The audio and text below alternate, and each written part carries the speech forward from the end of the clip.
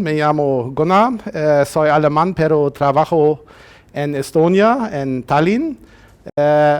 Hablo solamente flojo español, pero voy a tratar de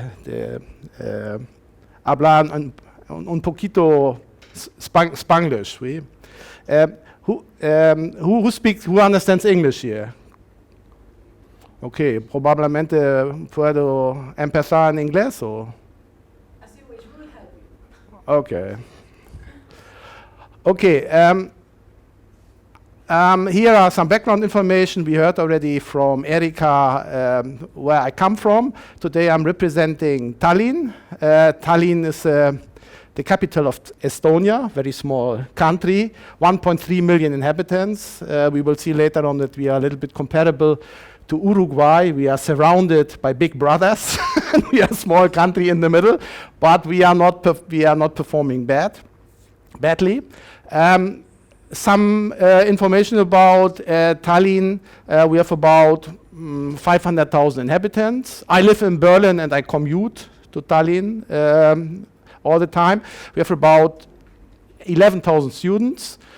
10% are foreigners, so we have a lot of people from outside. The lectures are usually in Estonian and English. We have all courses doubled. My lectures are usually in English. My Estonian is not so good. But we have a lot of students coming over from Helsinki, which is only 2 hours away from Tallinn, and we will see later on why it makes sense to come in. Tallinn is a technical university, founded 1918 after the end of the First World War. We have the only technical university in Estonia. This means that a couple of degree programs, like engineering, for example, only exist in our faculty, in our university. I'm from the faculty of business and governance, so I'm more a management guy, but I have a background in informatics and mathematics, so I'm familiar with the way of thinking like engineers are thinking. Okay, very important thing is, one reason why I'm here is that we got financing or a project financed from European Union, Erasmus Plus project. We are able to exchange teachers and students. We just discussed with Norma that there's also the possibility that students come over in Tallinn to study. You can study in English, and this will be at least partly financed. So if you are interested later on, you can take then discussion with the colleagues that are here and responsible for ORT. We have 2 European projects offices, one in Germany, in Wismar, where we make European projects in a big scale. We will see something later on. A lot of green logistic projects are related there. European Union is funding research projects, and we are working on this. In Tallinn, we are also making European projects, but we are trying to build a big office that we also attract bigger money flows. Okay, Estonia. So what do you know and what you don't know about Estonia? Nearly nothing, yes. A friend of mine, he's Estonian, he was for 1 semester in America, and he wrote an email, he wrote a real letter back, a Christmas letter, with Christmas wishes to his family, and he wrote then on the address form, Tallinn, Estonia, and after 3 months a letter came back from the American Postal Service, country not found. So, because relatively small when you are outside. So then he wrote the same letter again, and then he wrote Tallinn vis-a-vis of Helsinki, Finland, and then it arrived. So the message is, Tallinn is a very small country here in the northeastern part, very close to Petersburg. Yeah, I know that ORT has a background, historical background related to Petersburg. So Petersburg is there. Helsinki is on the other side. There you see Finland. Russia, a very big country, Sweden, and small Estonia there. But we are small but very innovative and very, let's say, also open-minded. So one logo that I learned, originally I come from Germany, and in Germany all politicians and all decision makers are around 60. So my age, yeah, old guys, we don't understand nothing. We talk about the past. In Estonia, they always had prime ministers below 40. So one saying is, don't trust nobody who is older than 40, which is which is very good for innovation, yeah. So, and they have also one, for example, one of the first things we will later see, this e-Estonia approach to make the administration more electronically, more smoother, more smarter. One of the first things that they established is e-cabinet. It's a program where all the members of the government have to use this program. So it means all the ministers know at least about what they decide. Yeah? In Germany, these old guys like me, we are sitting there, we're deciding, making big talks in the parliament, but nobody saw, so to say, the real life, the electronic life. Okay, so some things that are very important to know about Estonia. Small country, but with a big percentage of ethnic Russians. 25% are about Russians. They are concentrated here on the eastern border in Narva. And 40% of the population in Estonia, and in Tallinn, they have Russian background, which is in the moment a tricky thing. But it was also one push for these e-governmental activities, because not everybody is so good in Estonian that they can answer and communicate in Estonian with the government, so they decided to take another way. Then, this is very characteristic. We have a lot of woods, and there's a laughing lady in the middle of a wood, and she makes, for example, the tax declaration in 3 minutes, because everything is online and you can reach everything, how to say, into contact with the administration.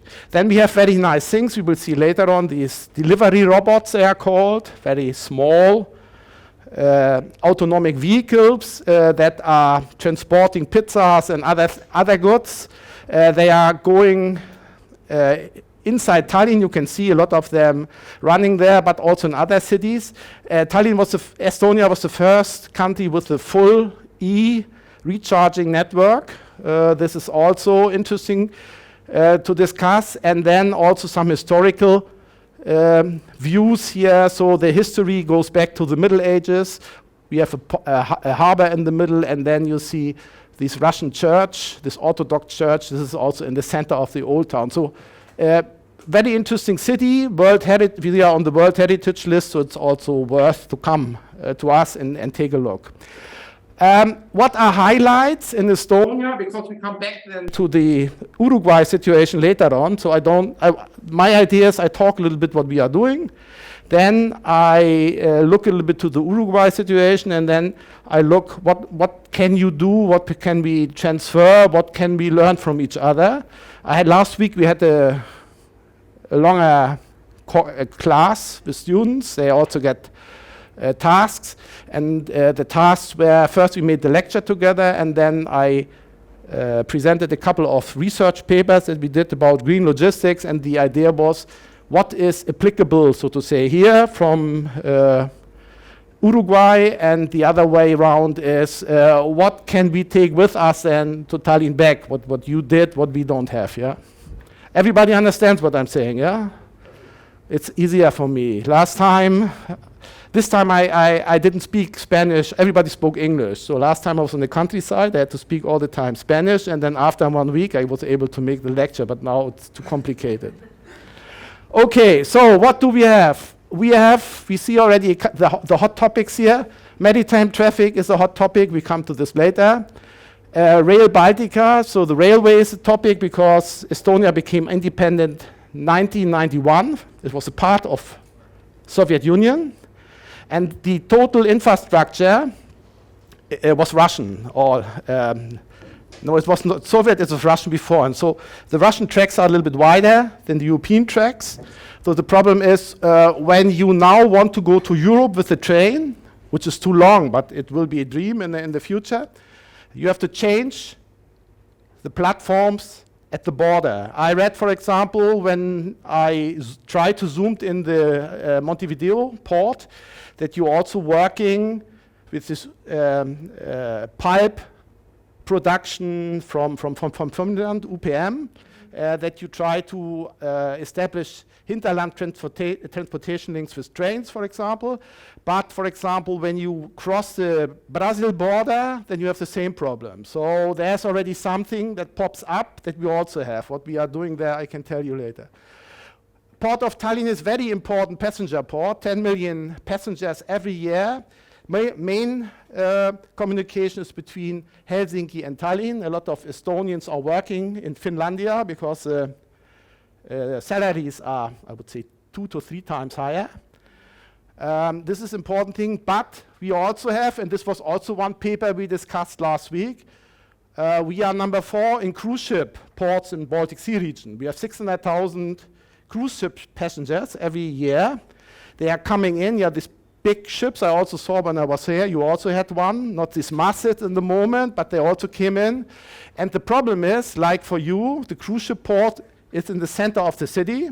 So the cruise ships coming in, then these 2,000 to 4,000 people are going out, and they have to be transported. And also the cargo for the refilling of the ship has to go back to the ship. And there were projects, there are running projects, how to reduce the emissions to make this greener, because there are big streams that you have to organize. So this is also a hot topic that is more or less the same. What I saw, your figures are a little bit lower, I think 250,000, but it's already something, yeah? Then this e-logistics, we come back. This is a backbone, one important thing. What exists in Estonia is this infrastructure for e-government. Then we have free public transport, was also a hot topic that we discussed. So one lady last week was very interested in this public transport in Montevideo, how to organize it.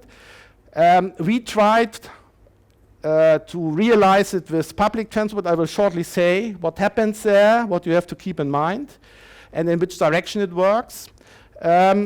Then we have a project which is called Finest Twins, very big project. And this tries to link the area around Helsinki and Tallinn to, so to say, a merged or unified area called, oops. No, I did. Okay. Called, they want to construct, so to say, a virtual city is called Talsinki, so that these 80 kilometers here, this waterway is not an obstacle any longer, it's merging together.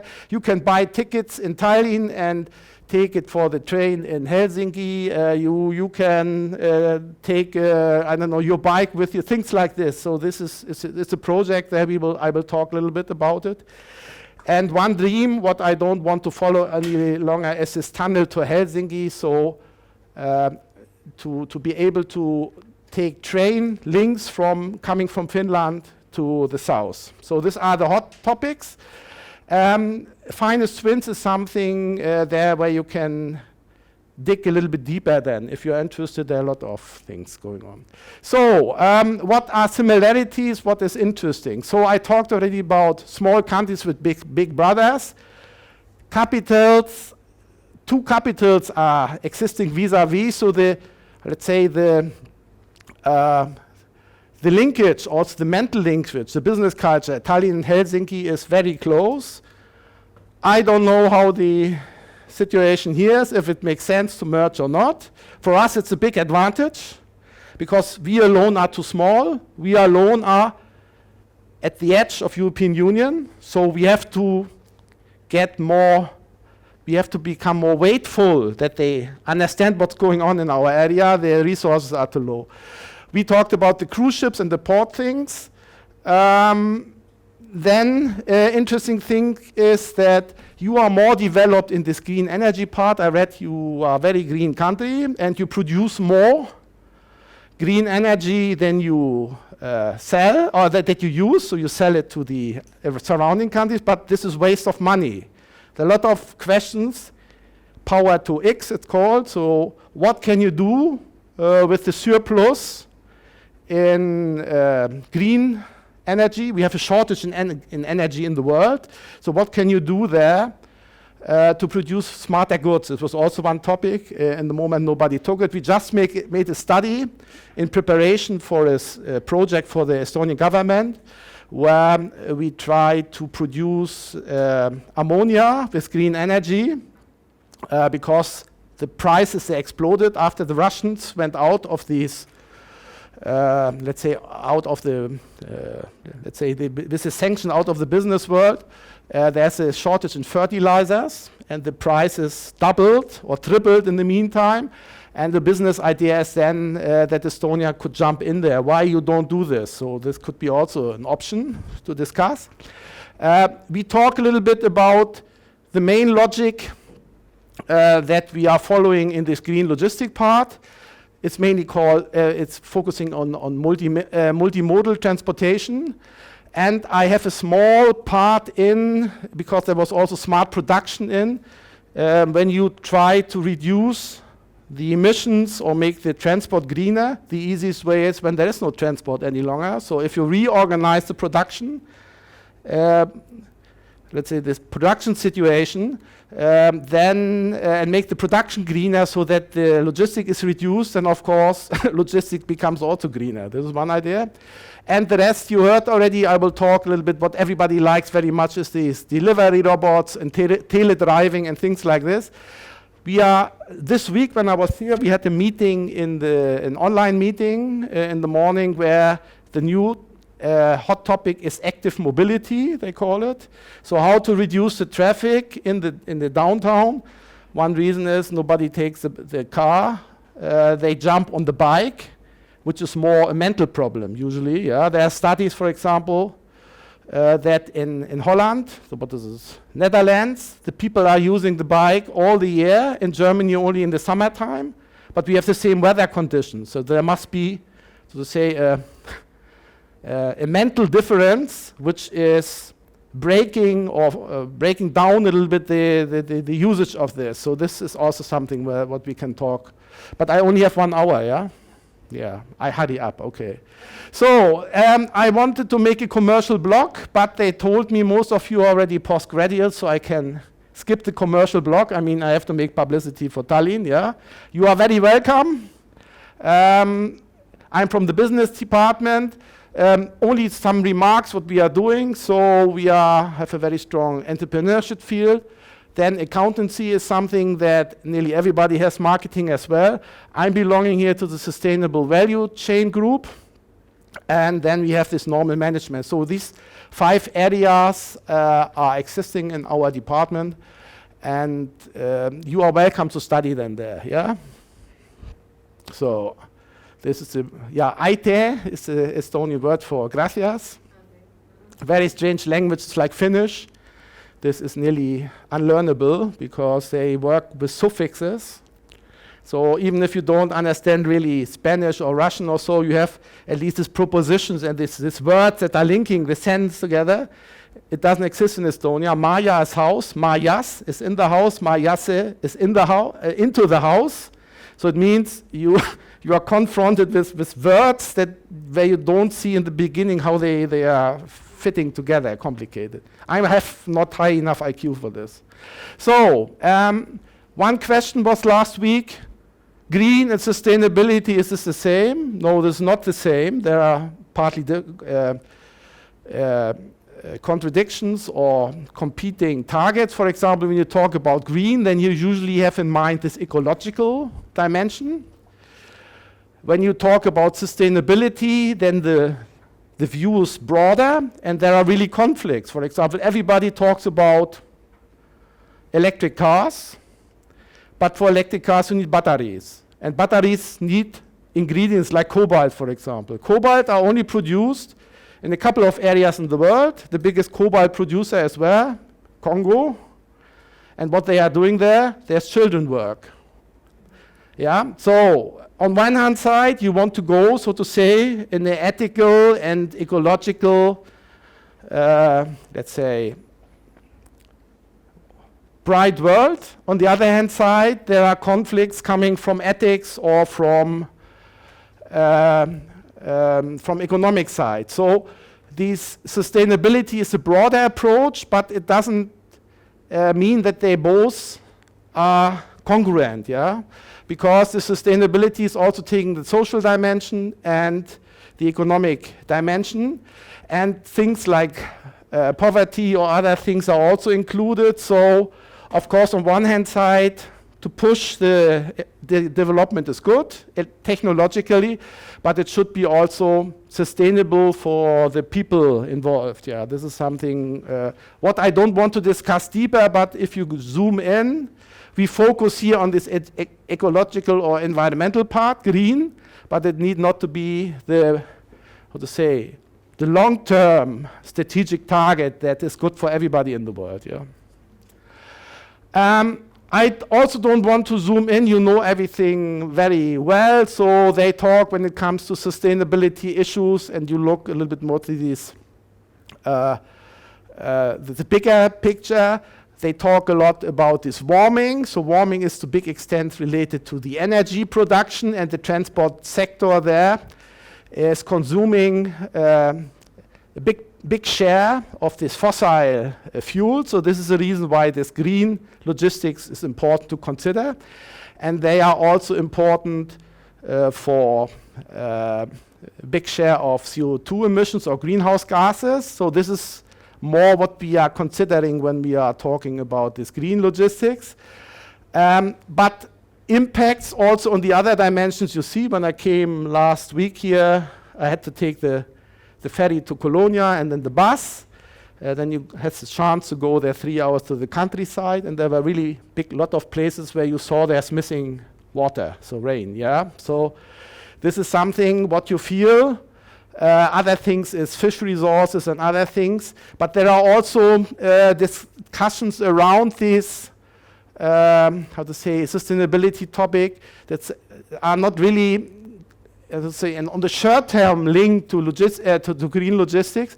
But for example, we have aging society. This is something you have to keep in mind. It also has an impact on logistics when you talk about city logistics or people on the countryside, one thing.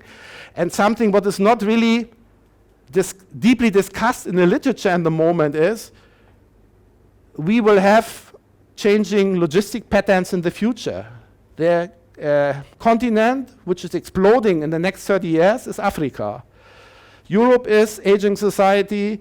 The biggest part of Asia is aging society. North America as well. They are growing in USA, but why? Because of the migration. The population is also not growing. But Africa will double the population, and when you look to the patterns in the moment, 90% of the cargo streams are on the northern hemisphere, and 10% are only north-south. And when Africa will explode in the next 30 years, and of course you will see also changes in the logistic patterns. Yeah, and what does it mean then? This is something it's not really discussed, but I only want to highlight that's a hot topic. Yes, so how to make logistics greener? It's quite easy, yeah? Of course, we are writing all these papers, yeah, because we are paid for H-index and citations and Q1 and Q2 and all this stuff. But at the end of the day, it is concentrated and, how to say, abstract discussion of topics that are very, very practical to big extent, yeah? So how you make logistic greener. One thing is, don't take a truck everywhere. Take those transport mode, which is the greenest. So for example, this is called multimodal transportation, yeah? The problem in multimodal transportation, when you look to the costs, let's say, cost in time, cost in money dimensions, then the main problem is to change the transport mode, yeah? This is a problem. So what is Europe doing there? Next step is, if you understood this problem, can you somehow find a network, a transport network that in a certain sense is green? Yes, there's a concept. Green transport corridors came out from European Union about 15 years ago. We have made a lot of projects there, but in the moment, they are not really realized because the cost or the economic dimension is not fitting very well. Next thing is, how can you reduce the logistic or make logistic greener? Yeah, you increase, so to say, the utilization of the platforms that you use. Yeah, so cargo bundling. Cargo bundling means you need also, for example, when you take trucks or trains or something, you have to have a platform, electronic platform, where you can add cargo to existing trips already. Yeah? So this is one dimension. What is also taken into account in these green transport corridors. Other thing is, when you want to make it greener, okay, you look, what means green? No greenhouse gases or reduced greenhouse gases or CO2. What can you do? You can try to take alternative fuels. Sounds very good. A lot of people are saying, very smart, take the train in Europe and everything is green. Of course, it's nonsense. Why?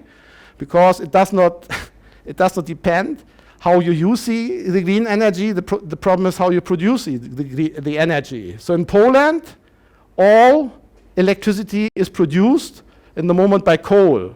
So it makes no sense in Poland, for example, to take electric trains, because the trains are not producing nothing, no emissions, but of course all the emissions are done in the production process, so it's nonsense, yeah? So question is how you can avoid it, and then there's big ongoing discussions about these alternative fuels. So they are discussing brown and black fuels. So they are using fossil to get this new fuel. Then we have green and blue ones. This is something with windmills and with green background, but the problem is there in our study that we did for the preparation of this project with Estonia, for Eastern Estonia. You need so many windmills to produce, for example, ammonia. It doesn't work. So now discussion in Europe is red fuels. Red fuels are fuels that are powered by nuclear power plants, but there's, to say, conflict inside Europe. The Germans don't want to accept it as green.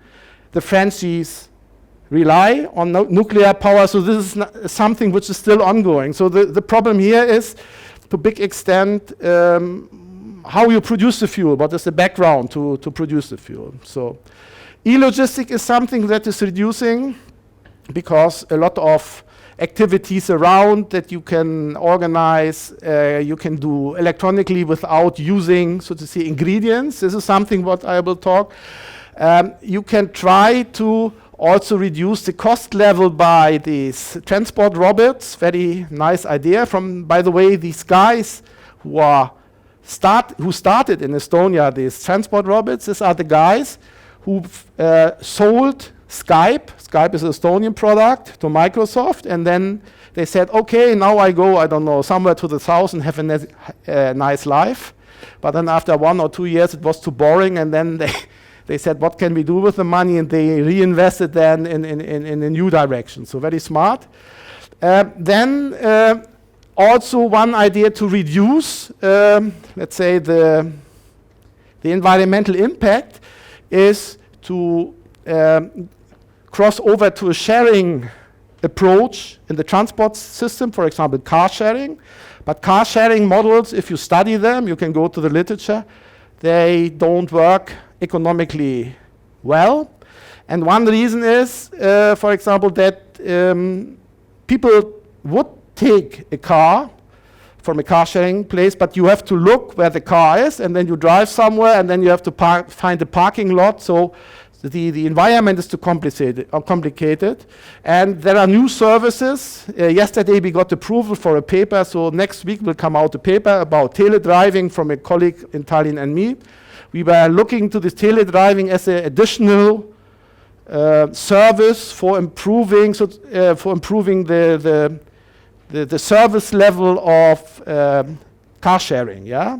So there's one guy who sits. We will see later on, who sits in there in a video game. He's driving the car from a cockpit, and he brings the car to the point where you want to jump in, like a taxi. You take then the car by yourself, and then you jump out, and then he's driving again and looking for a parking place. Yeah, this is the idea.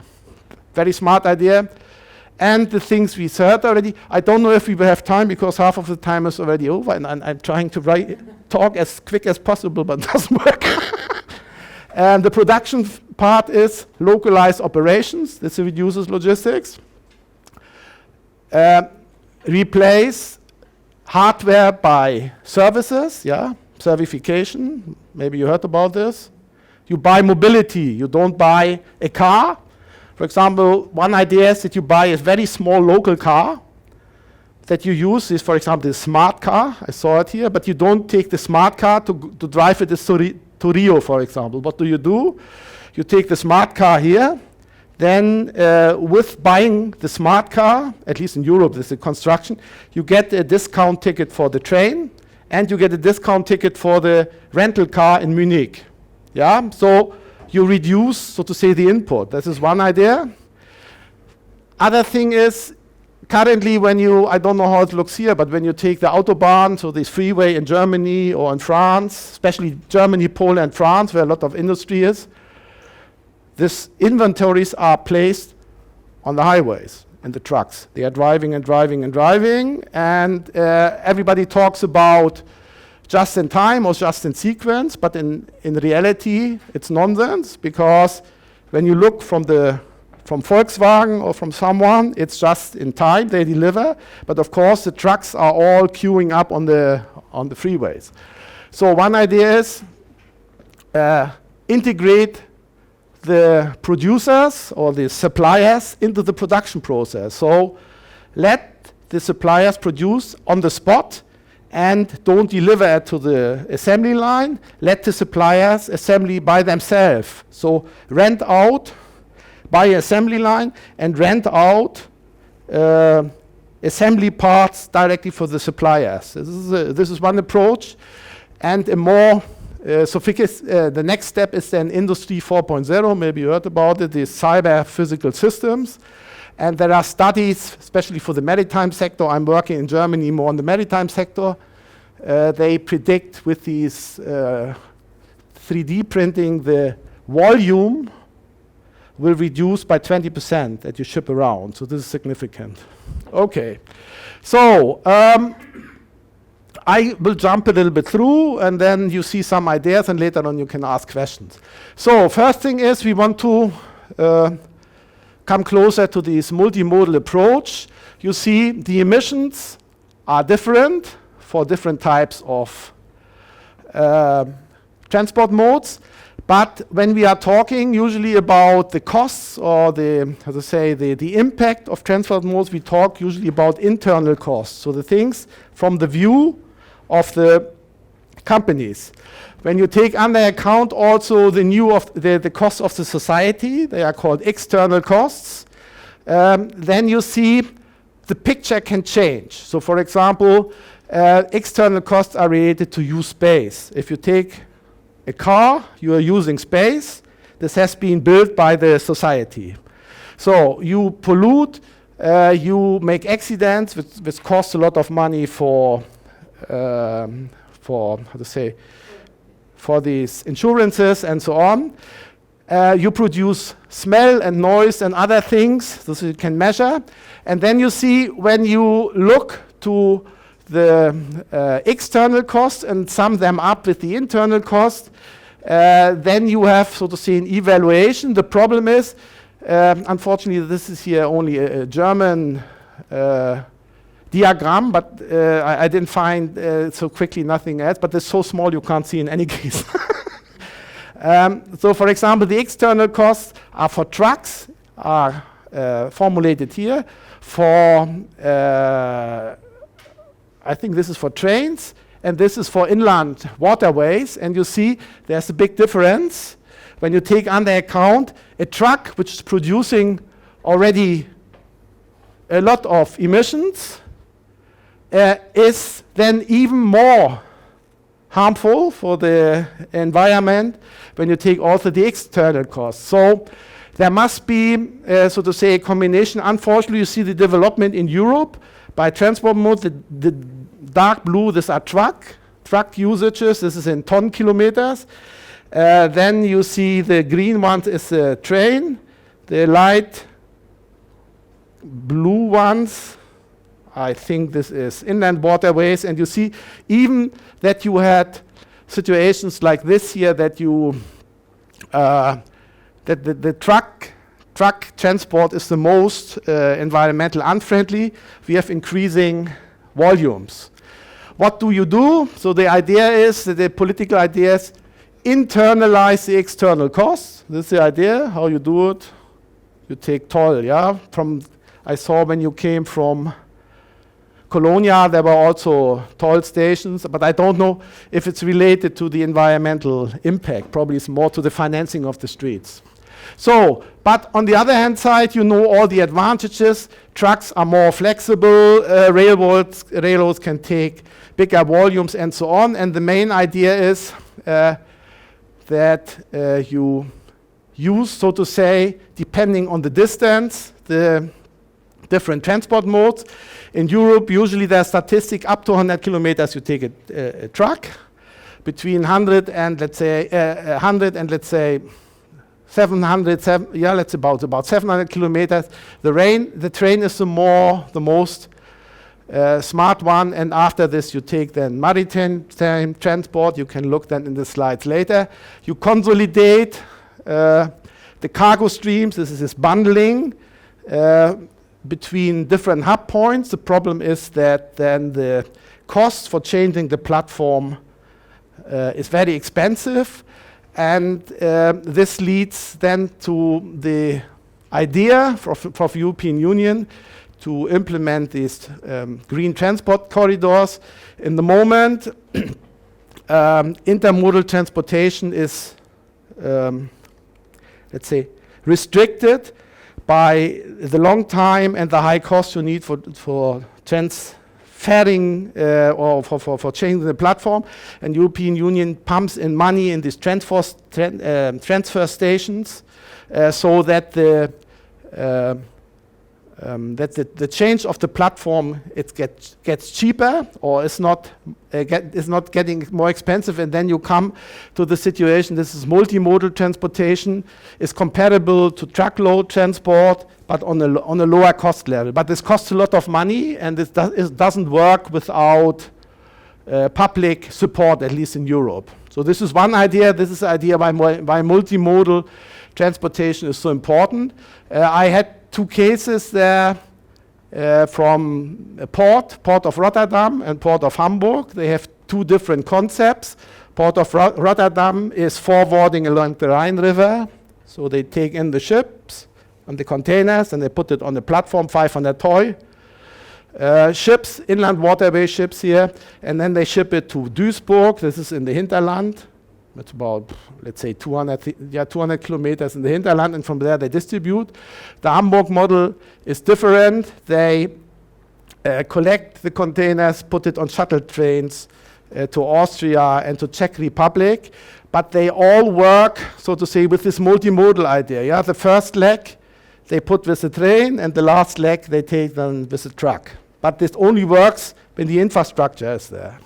So this is one approach, what is really organized in Europe, and the problem is who pays for it. And if you keep on thinking about the railway network, for example, here in Montevideo, I got something from Wikipedia.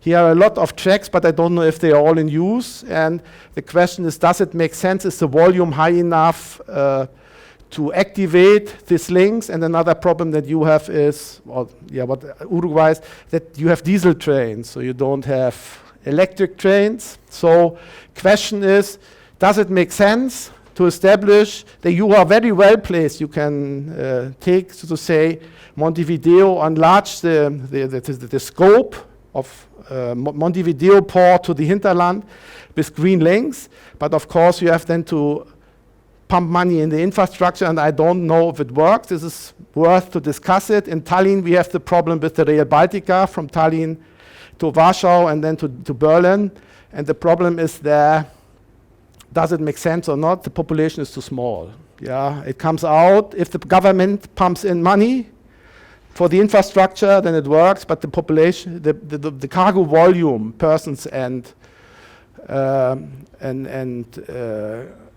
cargo is too low. I don't know if it makes sense here. So this would be an interesting thing to dig a little bit deeper, yeah, if it makes sense. UPM seems to say yes for some of these tracks. I think they built here something to the middle. But it's up to you. So green transport corridors is I leave it to you. I don't have time. I jump through. Here's something about alternative fuels. I don't also want to jump into deeply.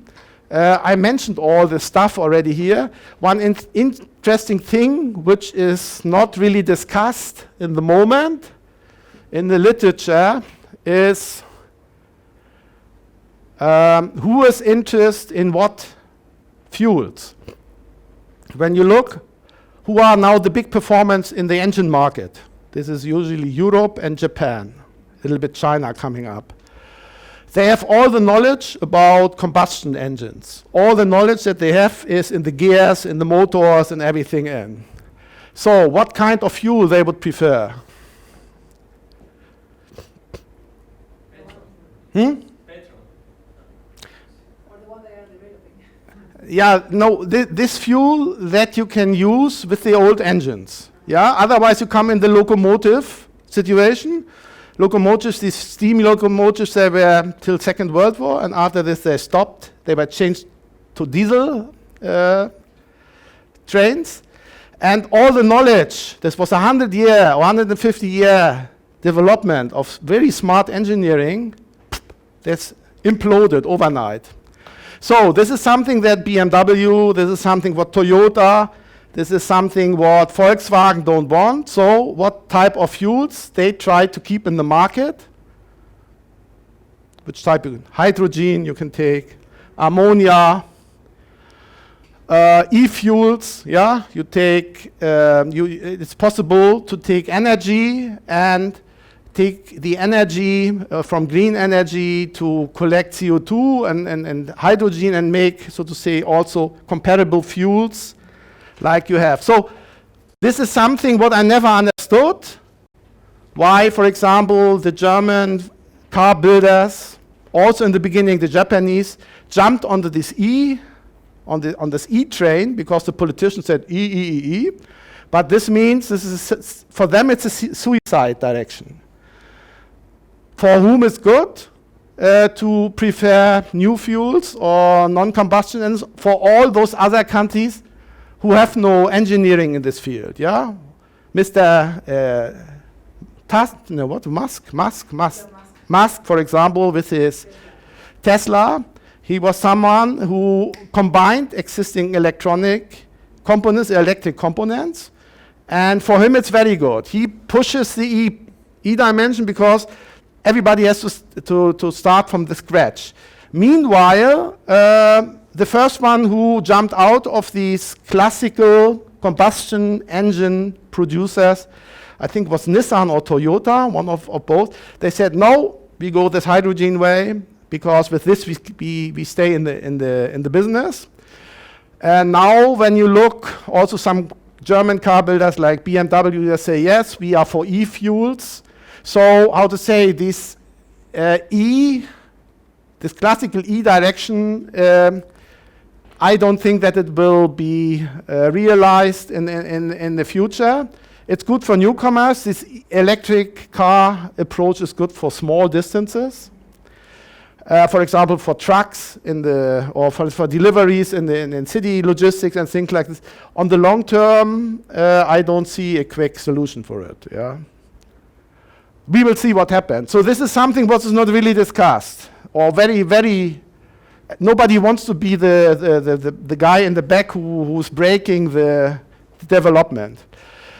So this is the only thing I want to say to e-fuels. Only one hint, I don't want to jump in. This is for maritime sector because again, we are working heavily on maritime sector. This is the outlook which fuels are predicted till 2050 in maritime sector. And there you see already the problem. There is still a lot of oil-based fuels, they see 50%. Then they see biofuels, they see hydrogen, LNG. So there's a big mixture of possible fuels, and the problem behind this is not only that the combustion guys are fearing to lose the ground. Another problem is, if you want to install an LNG terminal, this is so expensive that you have to think beforehand if it makes sense that the volume that you can sell there is covering the costs.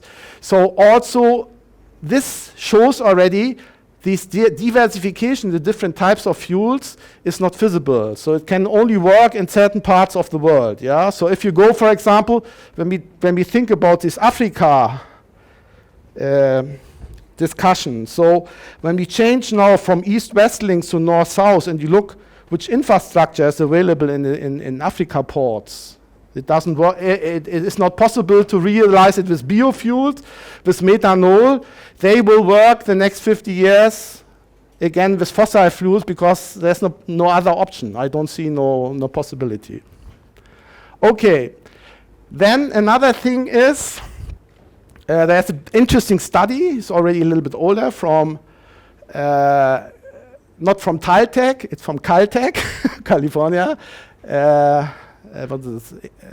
California University of Technology, and they looked to a very interesting question: is it really possible to produce all energy that we need in the world with renewable sources? Yeah, everybody knows when you read the newspaper, there was this mice problem in Mexico in the north. Yeah, they took all the crop, these mice, corn, and put it to America, big parts, and then the tortilla prices exploded. And how to say, there was again let's say a sustainable problem.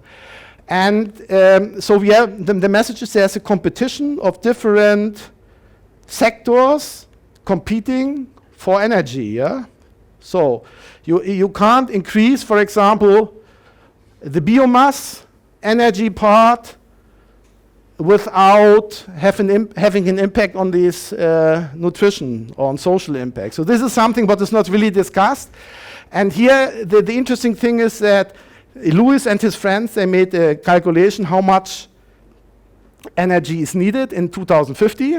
They say about 20 terawatt, so each second. So when you calculate it over the year, it's even more. And none of the existing renewable energy approaches are able to cover it, only solar energy. So it means this biomass approach, which was a relatively sexy idea a couple of years ago, is not leading to a solution of the problem. You can use biomass to a certain extent. For example, when you take waste, bio-waste, and then you make energy out of it. But also in the waste is less energy than in the fruits. Yeah. So this is no way. The only way on the long term is solar energy. And then the next question is then we don't discuss here. For example, in Estonia, half of the year we have winter. Of course, there's a little bit light, but not real light. So it makes no sense in Estonia to take solar panels. So they must be installed where? For example, in Northern Africa. Yeah. So, but in Northern Africa, you can produce energy, but what do you do with the energy? It has to come to the north or east or west or somewhere. Okay, easiest way is make hydrolysis, but there's no water in the desert. So a lot of problems are appearing, and hydrogen is also not the best fuel that you can transport because you have a high fluctuation. It has very uncomfortable physical frame conditions. So the real product is ammoniac, because ammoniac can store hydrogen. It has not to be cooled down so heavily, and it's easier to transport. And this has to be organized somehow. So again, on the political level, they are talking about a lot of things that will happen probably in the next 40 years, 30, 40 years, but it's not solving the problem now. Yeah? And this competition between the different sectors and sustainability areas is not fully discussed. Okay, 10 minutes I have. Very short word to e-Estonia. I learned you are as good as Estonia. So you also make big steps ahead in e-government. The ladies told me last week. So probably you passed us already. We are very proud. We are #1 in Europe. We have e-voting, so you can vote the president of European Parliament electronically. This is a dream. I still live with my family in Berlin, and I need a tax advisor and pay for every tax declaration. He's doing 800 euros or so. Yeah, it's unbelievable. It's not. You can do it in 3 minutes in Estonia. Very good. So we can dream about. And there are a lot of other things that are existing. The situation is so that you have a backbone. It's called XT. T is road in Estonian. And all the databases are linked in there. And of course, there's an extension also to energy companies, to liability companies, to banks, and so on. And you can plug in with your card. I also have, because I'm a resident, I also have a card. You can plug in a computer. And then you can, once plugged in, you can do everything then on this platform. Very well secured. We have about 4,000 services. And the saying is everything, here it's written, credo, everything except marriage, divorce, and real estate transactions you can do with the card. All the other things, for these other 3 things, you need a notary. You also have here, yeah? Here also exist notaries. Yes. Yeah, because for example, I think in the English world, they don't have notaries. Okay, yeah, you are you have the good French-Spanish background. Okay, so there are a lot of applications of this, what you can use then. One thing is e-residentship. It's not the hot topic here, but you can use Estonia from all over the world as a business platform. Yeah, you can become a digital Estonian, you can apply. And then you get this e-residence card, so even if you don't live in Estonia, and then a Chinese and Uruguayan guy can make their deals, contracts, transactions via Estonia. Very smart idea, and the Estonian government has already 100,000 e-resident rentships given, and the good thing is, with this e-residentship, 20,000 companies were established. From people, you can establish with your card in 20 minutes a company in Estonia. You can make all business from there. And the good thing is they all need bank services, they all need bookkeeping services, and so on, and so legal service. So the government is generating around turnover for the society with this approach. Again, these 2 guys, they're responsible for it. Nobody trust nobody who's older than 40, yeah? So you should not really believe everything I tell you here. Other thing is called single window approach, which is an extension from this is the classical thing to the logistic part. So you can do all the things that are necessary for logistical administrational transaction electronically. So this is something what they try to implement now on European Union. The problem is most of the European countries don't have this left side, so there's makes no sense to have this extension. But there's also a logistic approach based on this e-governmental part. One spin-off is the free public transport in Estonia. In Tallinn, in the meantime in Estonia. In Tallinn is so when you are residents, when you are registered in Tallinn, you can use the public transport for free. The problem is how you show that you are registered in Tallinn and not in Narva or Tartu in another city. And this goes via this card. This card you link, so to say, to your ID card. And with the ID card, you see if you are resident or not. So you go into the train or in the tramway, you take this RFID card, then there's the internet link, and they can immediately check if you are resident or not. If you are not a resident, then there's a red light, you have to pay €1.60 for the transport, and the other way not. In the meantime, also around Tallinn, they established free county transport, let's say like this, but the biggest deal is for Tallinn. The question is, does it make sense or not? I don't want to talk too long about this. They made a referendum in 2012 and started in 2013, so the number of trips went up, so about 10%, so the people used it, but later on it went again down. So, and there are also a big part of users of public transport that are counted, but these are nonsense trips, because now you take for one station for free the train, yeah, or the bus.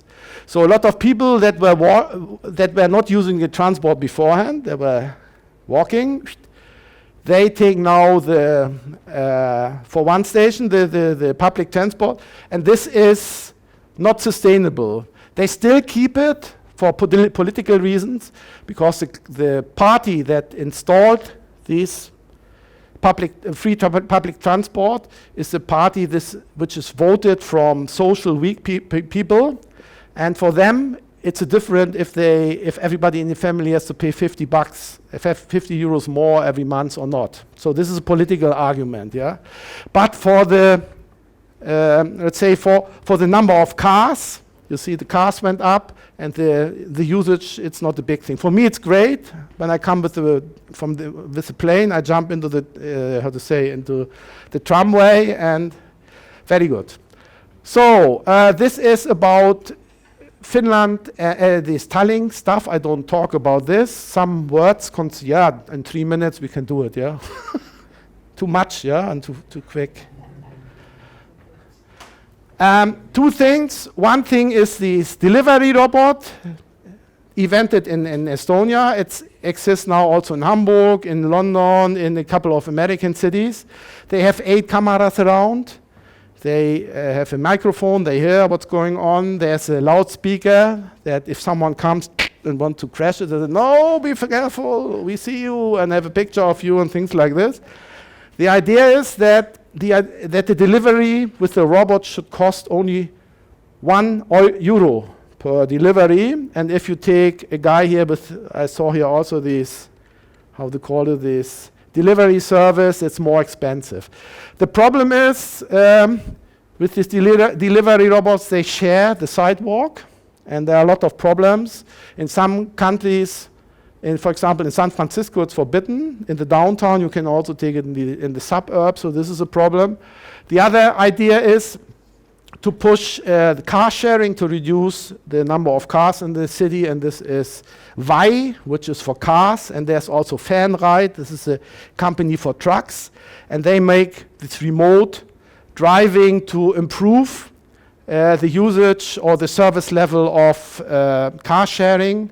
We don't know if it works. In Hamburg, they got now permission to use it in the downtown as an extension for public transportation. So if you take the last station and you live somewhere around and you come in the middle of the night, you can phone someone and he's driving you home with this remote car. Yeah, here this is this guy who's really, it looks like a video game, yeah? But there's a guy who picks you up then at the airport in Berlin and brings you somewhere. Okay, so one thing what I wanted to mention, which is also very hot, and then you can, I don't know, you can kick me out, is one very interesting thing that is based on this e-Estonia part are the smart contracts. So everybody talks about blockchain. Yeah, I don't want to zoom into deeply. So blockchain is something where you try to break up the situation in the logistics sector. Usually you have dedicated systems, IT systems, where the big companies control the small companies and saying, if you want to get an order from us, you have to plug in and swallow our frame conditions, yeah? So, and blockchain goes more in a distributed, fair way. The idea is you take distributed databases and then you form this data from these different databases sets which are transparent, that you can see and that you can combine. Very good. There are a lot of papers written about this. But in Estonia, they are going one step further, and these are called smart contracts. you can put on this, the data that are in this blockchain you can put scripts on it that execute underlying rules. So one idea is, for example, you deliver something with the ship from one place to another one. You need a broker in the middle who's bringing the ship and the cargo together. Then the broker is accompanying, is supervising, it's organizing the, let's say, the administrational work. You need the customs clearing, and you need a lot of things that have to be done. And then if everything is done, the broker is handing over the documents, and then the money flows. And this is something which is not really, let's say, efficient. And smart contracts is something that you map contracts that are underlying this logistic change, maps into, let's scripts, the mathematical idea. I heard here that you are all good in mathematics, so this is very good. This is a colored Petri net. Maybe you heard about this or not. This is a mathematical network which is working with preconditions, and if the preconditions are fulfilled, there's, so to say, the activity is realized. So, and the idea is that you map the agreements in the contract in such scripts, and the scripts are executing then the underlying processes. So we did an example. There's one paper, you can read it, about how you can do it in the in maritime supply chains. You can kick out the broker, because when you've once formulated, so to say, the contract of the deal, all the activities the broker is doing can be realized by the script. Yeah. So this is the future. No future for brokers. It's more or less is one example for the shipping sector. So this is the idea that you have these parts in the supply chain that are administrational and finance related. You can automatize, yeah? You can bring them together. So this is something what we are doing, very hot topic, and a lot of projects are running there. So there are a lot of contracts, applications of smart contracts. Some papers I mentioned at the end of the presentation. One thing which is interesting is as well, when you go one step ahead in this Industry 4.0 world, when it comes to the production world, then the work will be done in the future by the cyber physical system. These are automats that are realizing work, and they are linked together. But the problem is, when these production devices are in different companies, there must be something like a contract. Yeah, so how machines can make a contract, and this contract can be formalized, and you can use then these smart contracts to execute the underlying agreements that are in. So this is also something what we are working on. I have a couple of other slides. I think I will stop here. Thank you very much for that you were so patient with me. I had too many slides, as you see, but it's so interesting topic, and maybe I mentioned the wrong things. If you have any questions, feel free to ask now. And we agreed with Norma that we want to continue cooperation in the future. This is only a first step, I guess, here, and we will see how it will continue. Thank you very much. Muchas gracias. Questions or remarks?